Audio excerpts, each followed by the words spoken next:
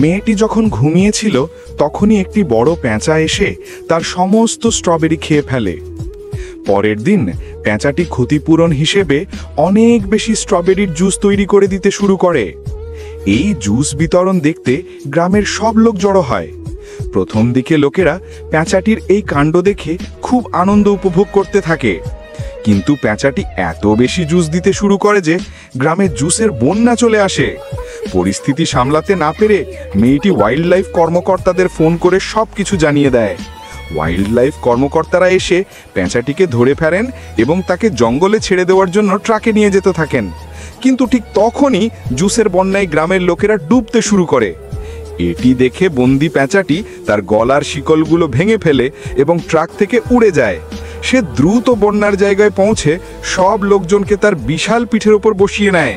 পেঁচাটি সকলকে নিরাপদ স্থানে নিয়ে যায় এবং সকলের জীবন বাঁচিয়ে এক বীরের মতো কাজ করে। তবু আপনারা এই হিরো পেঁচাটির জন্য লাইক বা সাবস্ক্রাইব করেননি।